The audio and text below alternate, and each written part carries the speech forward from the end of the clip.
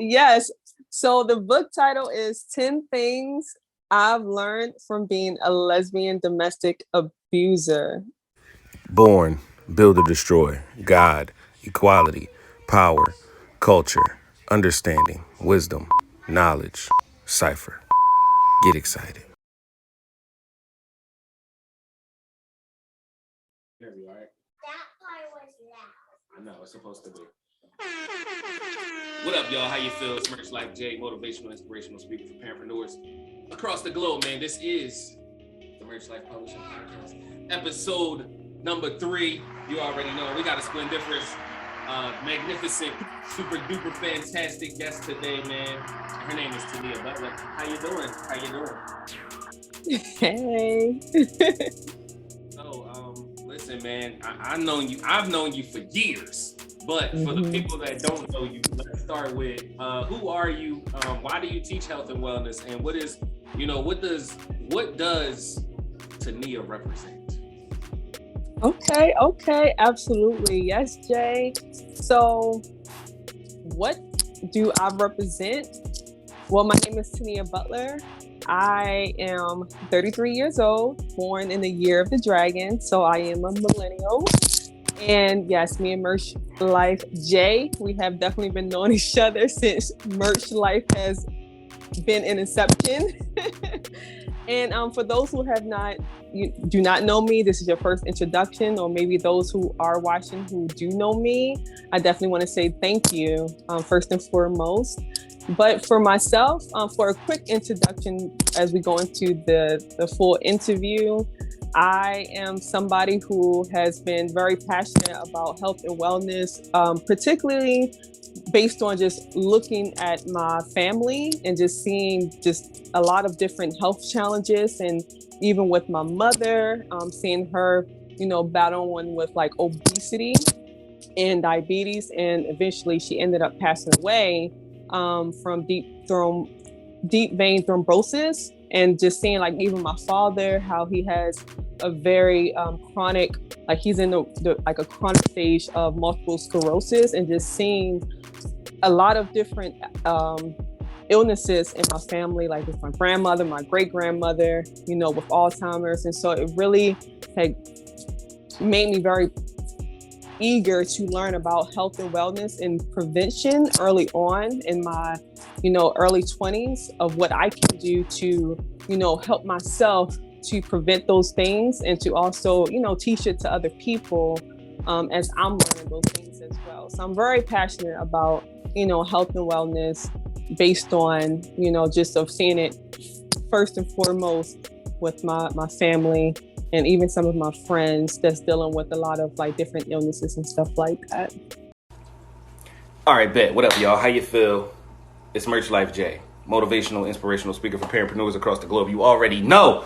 I just came to tell y'all, man, after building up this Instagram to almost 20,000 followers and building up a TikTok to over 15K, I might know what I'm talking about just a little bit. So 10 ways to 10K, man. My new ebook. Go get that. Link in the bio. Click it right now.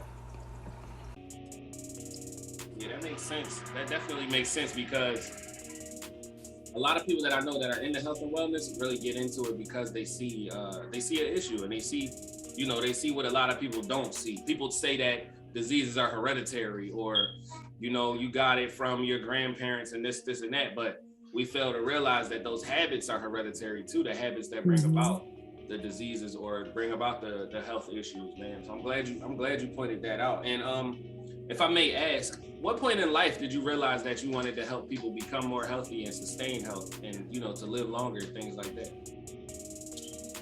Well, that really happened in college. So back in 2006, I would say 2006, 2007.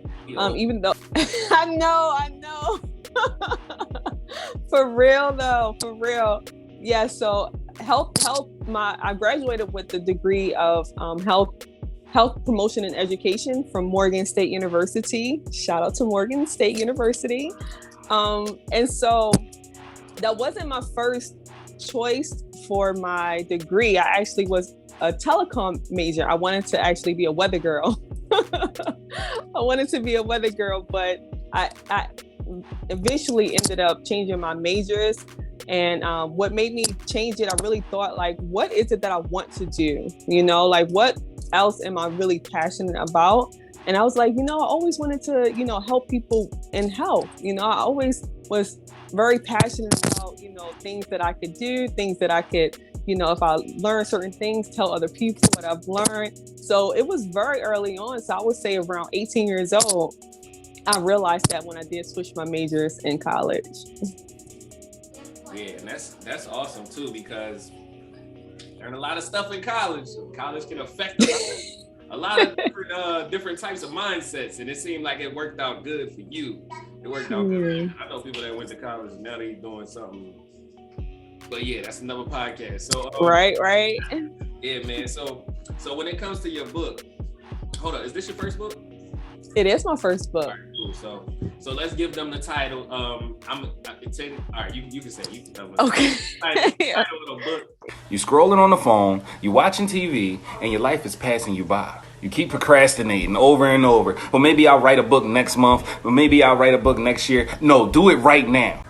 They'll work with you after work, and they'll work with you before work. They'll do whatever you need them to do for you to become an author.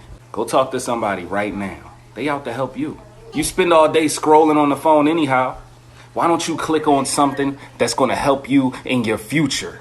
Just click on Merch Life Publishing and make the call. DM them right now. Why are you making it complicated? Yes. So the book title is 10 Things I've Learned from Being a Lesbian Domestic Abuser. This book aims to support anyone who is ready, willing, and able to transform. Yes, and they got healing written all over. All I see on that title is that's all I see, because I see you healing. I see people that you affected healing, and then I see people that are in similar situations, whether lesbian or not, because domestic violence, I think it affects everybody, but I see people reading your book and gaining the courage to actually face themselves and gaining the courage to heal from what they went through, no matter which side they were on, whether they were the abuser or the person that was abused. Absolutely. So, with that, what inspired you to actually become an author and write this specific book? Because you could have wrote a book on being vegan or something. But what made you write? What made you write this specific book? That's a wonderful question, Jay. So for myself, I always knew that I wanted to be a writer. Even early on in high school, I knew, based on my friends, like, yeah, I think you're going to be an author when you grow up. I always was very passionate about writing and just making up stories from my imagination and just writing on paper, right? And so for myself, I was like, okay, I definitely knew I always wanted to be an author very early on since high school. And I knew that I wanted to write a book. And so I kept asking, God, I was like, okay, well, what type of book should I write about? And during that time, I was experiencing, these type of experiences when it comes to domestic violence. But at that time, I was very hidden about it. I was very ashamed, I was very embarrassed because nobody knew I was dealing with those type of situations.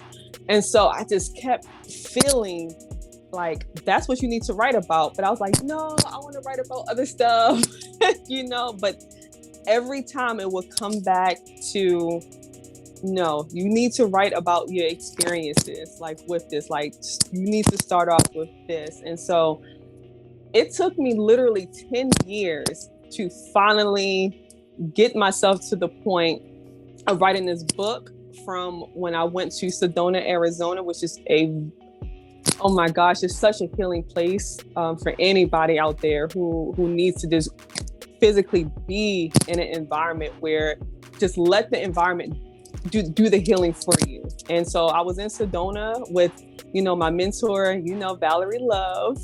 So it was on a retreat. And I was just talking about that because I was still dealing with my guilt and everything like that. And so she just said, you know what, Tania, She said, we're going to get this book done. We're going to do it. And so she had helped me, for 3 months through the process of getting this book done. So. Yes, ma'am. And Valerie, let's give a shout out to Val, because she's like unspeakable. I don't even know a word. I don't even know. Right. You know she's just super awesome, man. Every time I see her, she says something that changes my life. Absolutely. She's a phenomenal magnet for people who like-minded. Definitely. So what's one thing that you could say you've learned about being an author that you didn't know before you became an author? One thing that I didn't know was, that's a great question. I'm sure probably something else may come to me after we talk, but for now, what's coming to me was, I didn't realize how hard it was going to be to write it. And when you say it was hard, like, because a lot of people are going to watch this and they're going to be inspired to become authors as well. And I want to know, like, was it hard composing it, or was it hard to face it and then like say it, or like let it out, or just be transparent or vocal about what's in the book? Well, really everything that you just said, it was very hard, because like I said, it took me 10 years. So that's when I'm saying it was hard, because it was such a heavy topic, for myself. And I know it's a heavy topic, like in the world, like this is like it's a pandemic, because it's not just in the United States, it's like everywhere in the world where people are dealing with these situations. So that was the main part that was like super hard, because I always understood, okay, like the technical stuff, like, okay, that's always, that can always be a little challenging for some people when you're first learning. So I always knew that, regardless of what the topic was going to be. Right. But the real hard came from the topic, from like that story that's like really deep inside of you, that stuff that you don't want to tell nobody, but in your soul it's going to change other people's lives. So that's where the hardness really came from. Yeah, I can definitely agree with you on that, because even writing books that I haven't released yet, I've looked at them and I'm like, I don't even want to tell people this. And it was hard to even put it on paper, because I'm like, somebody's gonna find this when I die, Yeah. It's like it's forever. Even now, I ain't even to the point where I want to, like, I've told the truth on paper, but I haven't told the world the truth. Like, you know what I mean? So, yeah, man, that's very difficult, and I commend you. That's a big step. Being able to speak your truth, being able to actually say, like own up to something, and being able to be like, it is what it is. These are the things that happened to me are what made me who I am, and I gotta own that and be proud of that, man. I commend you, because a lot of people I commend you because a lot of people don't know who they are. They really don't. Thank you. Are there any more books on the horizon for Tania? And if so, give us like a sneak peek, or like, some type of hint as to what we can look forward to. Yes, I'm actually in my brainstorming phase for a next book that I want to do for myself. So right now is looking like, maybe like a few short stories, kind of how like the chicken noodle soup, maybe not as thick as that book as chicken noodle soup back in the day, but just a few like short stories, because I definitely want to express, I guess, my creativity, I would say, like how I was back in college, how I could easily just, create stories just out of thin air, and it'd be entertaining for myself, and my teachers enjoyed it, so right now I'm in that process of being like that, especially since I gotten the really hard stuff out the way with what I knew I truly need to talk about from my soul being. So now I feel like I have the freedom to do the things that I want to do also when it comes to my writing. So yes. And you said a key word when answering that question. You said freedom.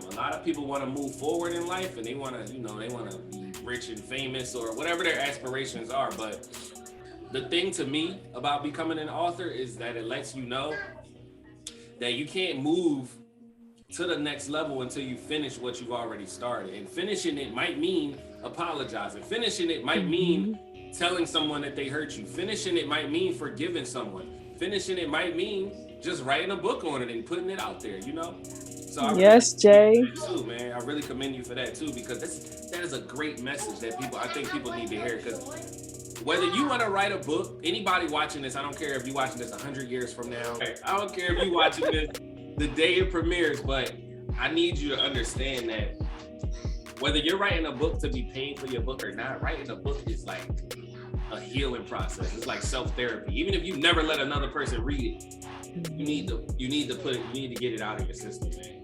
You really do, man. And Tania, do you have anything to say towards that? Yes, I love that you said that, because, you know, even when I was writing this book, I told myself, you say, you know what? Like at that time, I was like, I don't really care if it really sells or anything like that. Like I knew I was writing this book for me to heal. I was writing this book to show God. I was like, look, God, I know I've been hearing you all throughout my soul that I needed to write this. So here it is. I want to show you that I'm obeying and I'm going to get it done. Okay.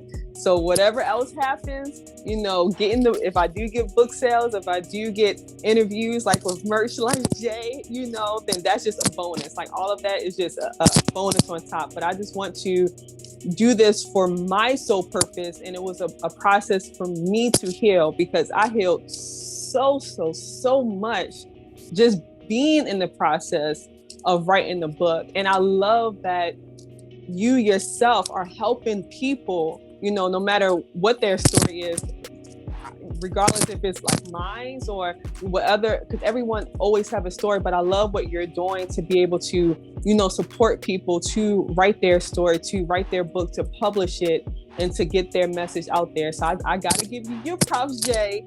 Okay, because look, you are doing the thing. Okay, you are doing it. Why, thank you. I appreciate that. Lana, are you serious? I might leave that in there though. I don't know. That was yes, leave it.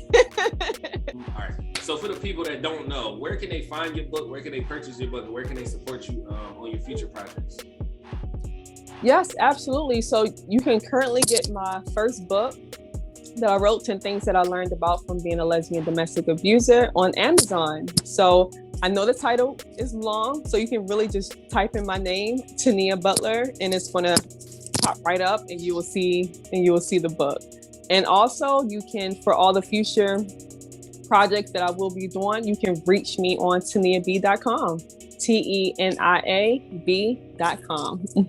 I am Tania Butler, and I am the author of 10 Things I've Learned from Being a Lesbian Domestic Abuser.